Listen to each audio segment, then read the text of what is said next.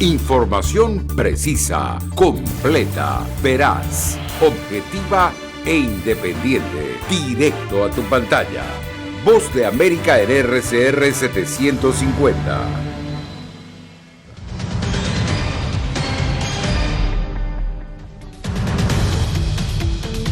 Yo creo que el presidente Salvador va por el mismo camino que Chávez.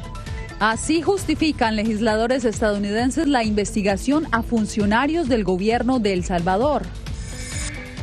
Cientos de mexicanos vuelan a Estados Unidos en busca de la vacuna contra el coronavirus. Además, a una sola voz, comunidad internacional clama por un cese al fuego en el conflicto de la Franja de Gaza. Y un parte de tranquilidad dan autoridades estadounidenses en el combate a la cepa india del COVID-19.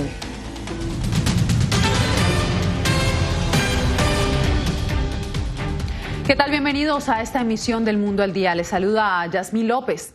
El presidente Bukele va por el camino de Maduro y Chávez, le dijo el legislador demócrata Albiol Sayers a Jorge Agobián cuando le preguntó por las razones por las que funcionarios cercanos al presidente de El Salvador hacen parte de una lista en Estados Unidos por presunta corrupción.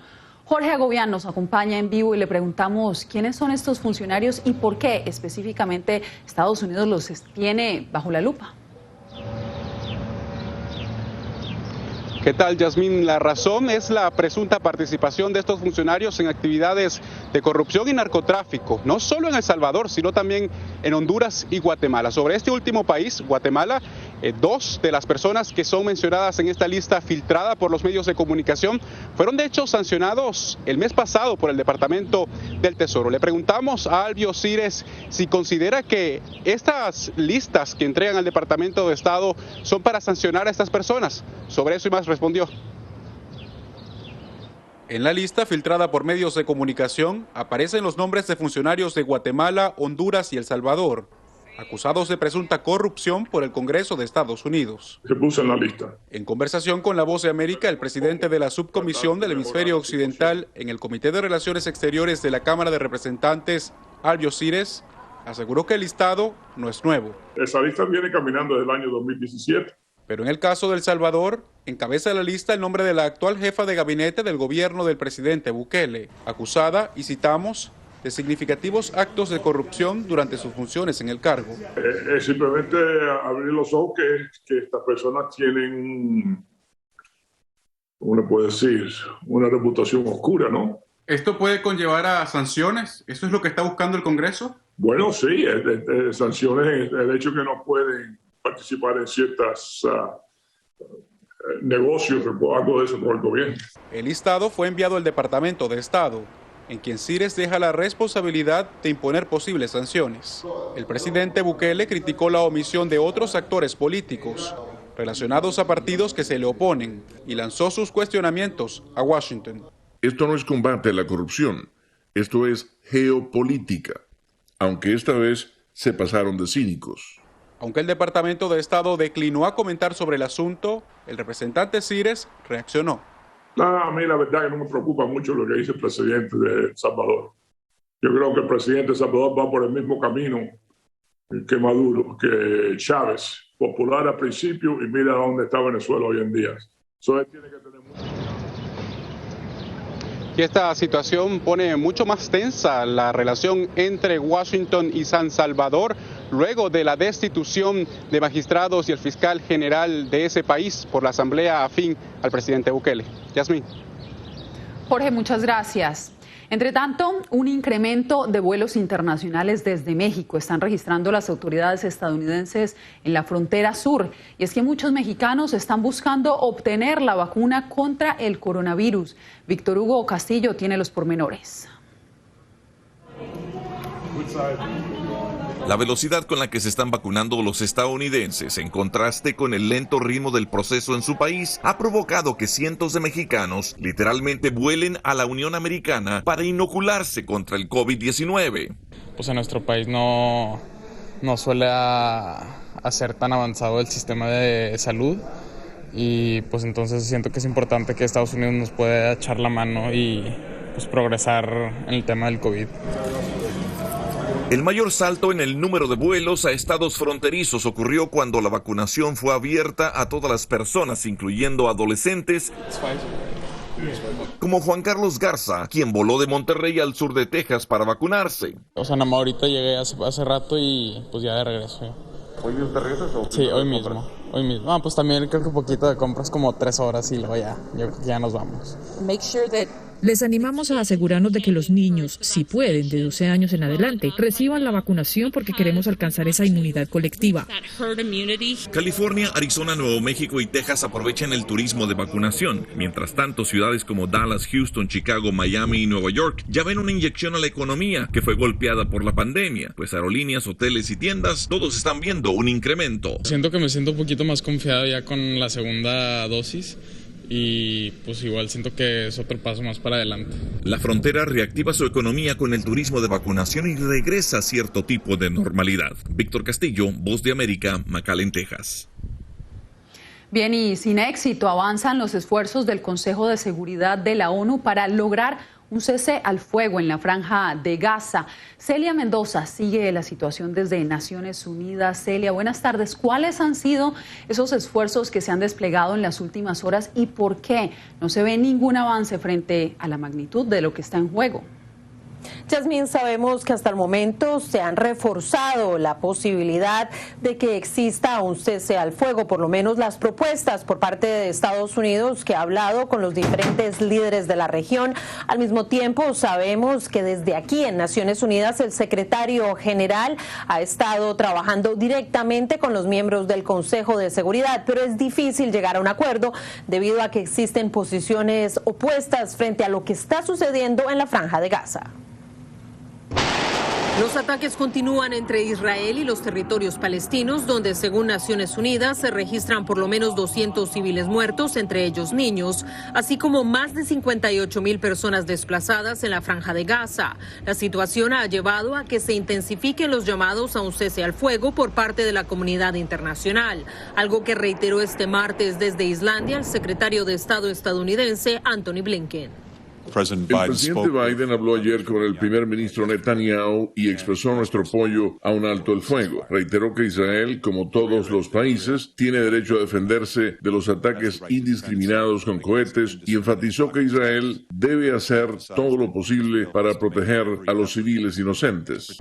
Una petición que ha sido reiterada por el secretario general de Naciones Unidas, explicó su vocero Stefan Dujarric. El acceso humanitario para el personal y bienes necesarios a Gaza debe ser sostenido y se deben tomar las medidas adecuadas para garantizar un movimiento seguro dentro de Gaza. Durante una conferencia de prensa en su embajada en Washington, D.C., Israel insistió en que están haciendo lo posible para proteger a la población civil al responder a las acusaciones del representante de Palestina, Riyad Mansour, ante la ONU. Acogemos con beneplácito cualquier esfuerzo de cualquiera para acelerar el proceso de poner fin a esta agresión. Ciertamente, el presidente Biden es un líder poderoso y capaz de influir en el liderazgo israelí para que acepte un llamado de alto el fuego.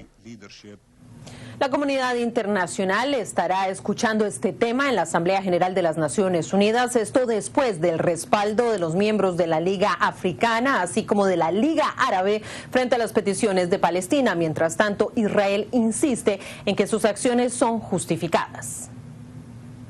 Gracias, Celia.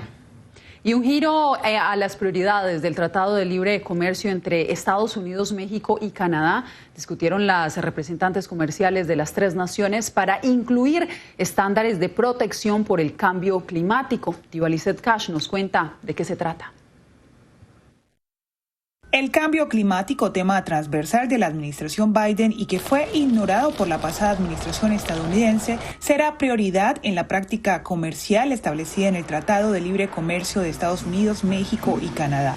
Según expertos consultados por La Voz de América, la reducción en la emisión de gases contaminantes y el uso de energías limpias serán a partir de ahora una condición para la inversión de empresas estadounidenses en otros países. Algunas, por ejemplo, nos dicen que tienen obligaciones mismos de sus empresas, de emisiones a cero en 20 años o 30 años, algo así, ¿no? Un plazo fijo. Entonces, ellos están pensando dónde debemos invertir y cómo podemos cumplir Tras el primer encuentro de la sesión de 2 días entre las representantes comerciales de Estados Unidos, México y Canadá, se hicieron explícitos algunos de los nuevos estándares de comercio bajo parámetros medioambientales. Acceso para las papas frescas estadounidenses a todo México, una reanudación inmediata de las autorizaciones de productos biotecnológicos agrícolas en México, una política energética que respete la inversión estadounidense y sea coherente con los esfuerzos para abordar el cambio climático. Esfuerzos que, según el experto Rodman, representan un giro en la visión del acuerdo que ahora aborda temas de derechos humanos y laborales, entre otros. Durante la administración de Trump enfocaron casi solamente en migración, un poco de comercio antes de la renovación del tratado. Así, hay un giro a los términos del tratado para adaptarlos a las prioridades de la administración Biden. Diva Lizette Cash, Voz de América, Washington.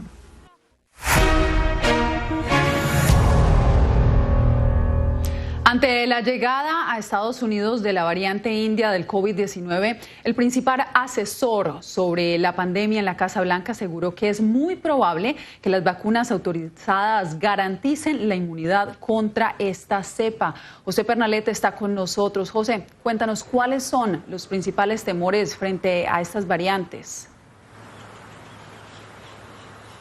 Así es, Yasmín. De acuerdo al testimonio del doctor Anthony Fauci, lo que mayor eleva las alertas es el mayor grado de contagio por parte de las variantes y en este caso sobre el linaje identificado en la India. De hecho, se trata del resultado de exámenes de laboratorio a partir de la toma de muestra de 9 personas que resultaron infectados por el linaje de la India y que recibieron vacunas autorizadas por parte de la FDA. Veamos el reporte.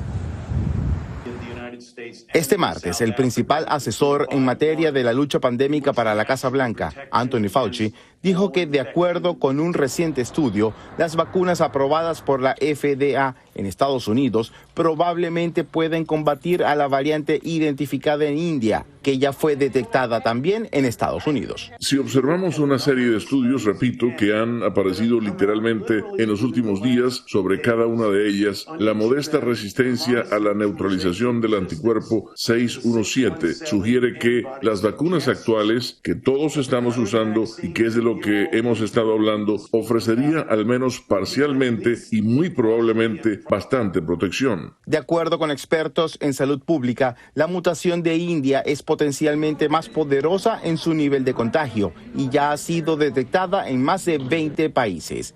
Las variantes se han convertido en el principal desafío en la guerra contra el coronavirus, por el temor de una prevalencia de los casos ya ocurrida con el linaje de Reino Unido.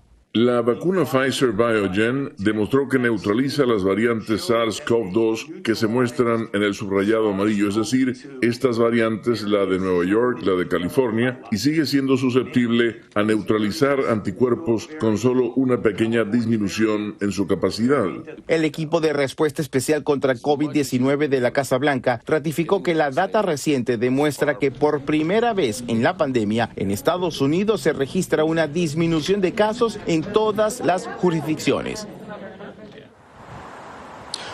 Por cierto, de acuerdo a la Organización Mundial de la Salud, los nuevos casos de personas infectadas en la India representan el 50% de la población mundial, es decir, de todas las personas infectadas en lo que se ha determinado como estadística. Yasmín. Gracias por la actualización, José. En Los Ángeles, los bomberos continúan batallando con el primer gran incendio de la temporada. Las autoridades advirtieron que este año California podría vivir la peor oleada de conflagraciones de las que se tiene registro. Verónica Villafañe con el reporte. En el 2020, California registró la peor temporada de incendios en su historia. Las llamas carbonizaron más de 16 millones de hectáreas, destruyendo miles de edificios y causando la muerte de 33 personas. Hace meses que funcionarios del estado advierten que las condiciones se están alineando para otra temporada infernal, atribuyéndolas al cambio climático. El experto Ricardo Álvarez concuerda. Tendremos estas temporadas continuas más extensas, de mayor duración, con mayor cantidad de incendios. Álvarez señala que el calentamiento global contribuye a la sequía en California, que crea el mejor combustible para los fuegos, maleza seca, como se está viendo en el actual incendio Palisades en el condado de Los Ángeles, que se estima tomará días para ser controlado. Las zonas calurosas se están volviendo más calientes, las secas más secas.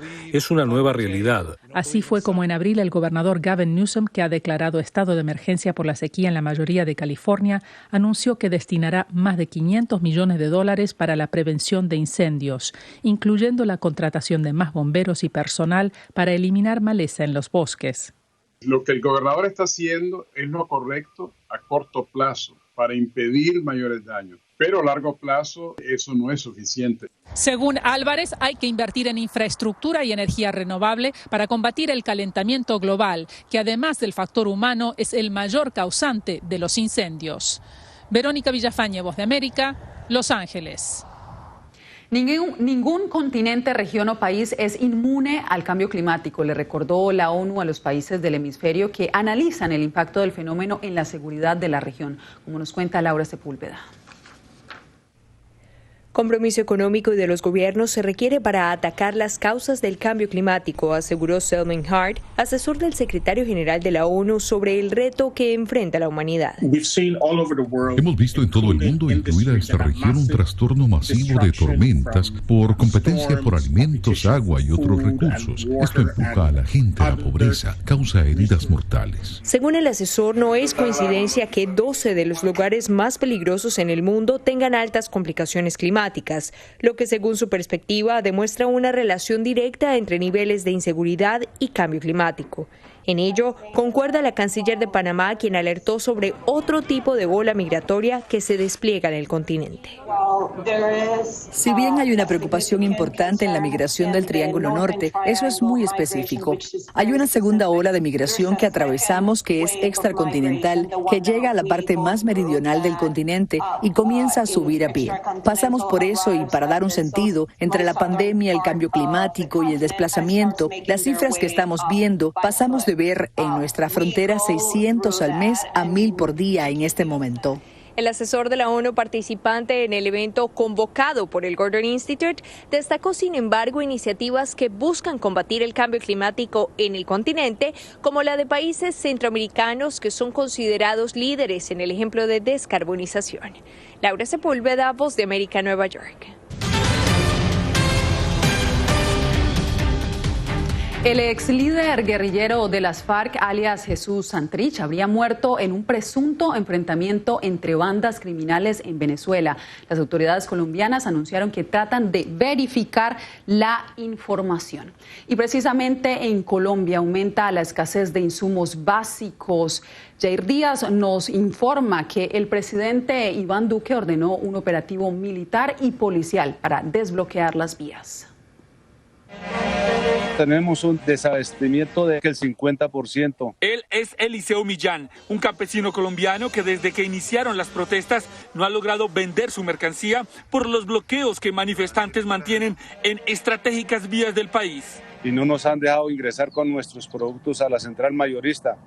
El presidente Iván Duque anunció el despliegue de una operación masiva para desbloquear las vías, exigiendo a los agentes del orden el uso proporcional de la fuerza.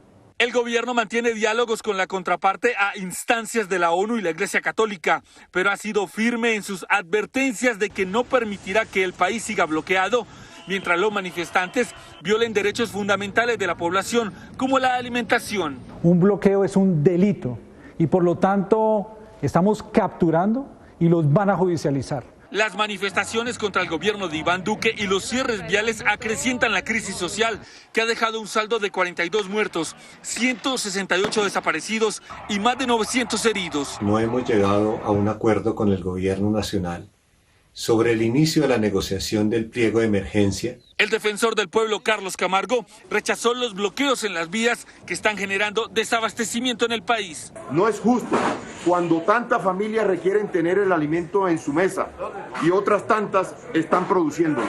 Situación que ya generó un alza en el precio de los productos de la canasta familiar. Jair Díaz, Voz de América, Bogotá. En Nicaragua, jerarcas de la Iglesia Católica le confesaron a Donaldo Hernández que temen que no existan las condiciones necesarias para las celebraciones de las elecciones transparentes el próximo 7 de noviembre. Obispos que integran la Conferencia Episcopal de Nicaragua, como Abelardo Mata, Rolando Álvarez y Silvio Báez, manifestaron abiertamente su preocupación porque consideran que no hay condiciones mínimas para unas elecciones justas y transparentes en el país. El vicario de la Arquidiócesis de Managua, Monseñor Carlos Avilés, enumeró algunas de las limitaciones para participar de los comicios. Frente a un Consejo Supremo Electoral que la mayoría es parte del partido de gobierno, frente a que hay presos políticos. Algunos analistas advirtieron además que si en el país se documenta un fraude electoral, habrá más sanciones contra funcionarios nicaragüenses. Es condición necesaria de que hayan elecciones justas, que hayan condiciones para que las elecciones se realicen y así hay mayor grado de probabilidad de que la economía se recupere. Sin embargo, el vicepresidente del Consejo Supremo Electoral, Cairo Amador, se comprometió a garantizar transparencia en los comicios del 7 de noviembre. Esas elecciones queremos que sean masivas, que el pueblo se exprese su voluntad política. La oposición se prepara para participar de las elecciones en 3 bloques, decisión que según los primeros sondeos de la opinión daría ventaja a las intenciones de reelección del presidente Daniel Ortega. Donaldo Hernández, Voz de América, Managua.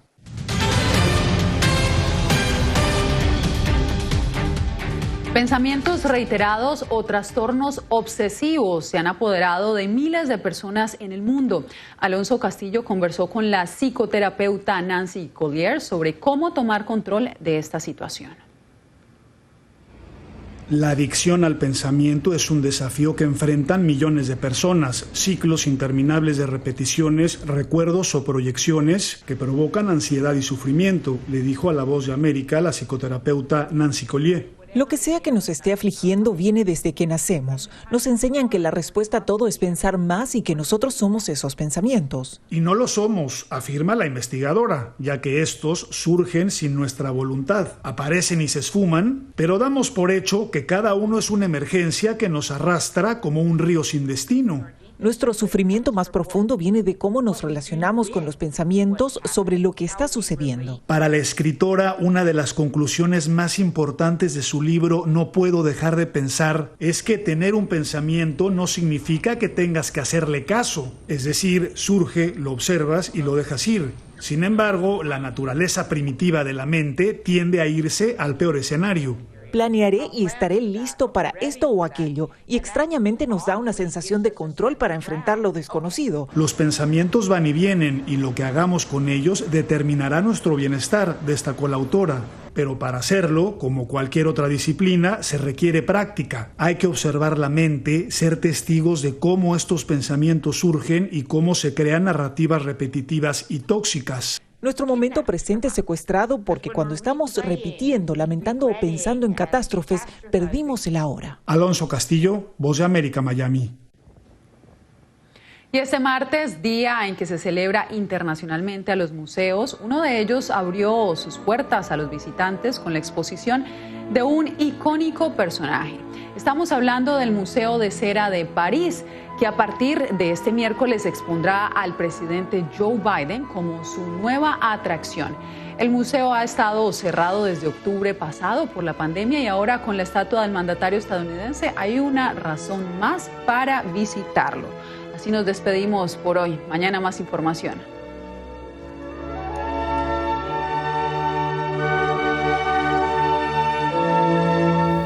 Radio Caracas Radio presentó Voz de América.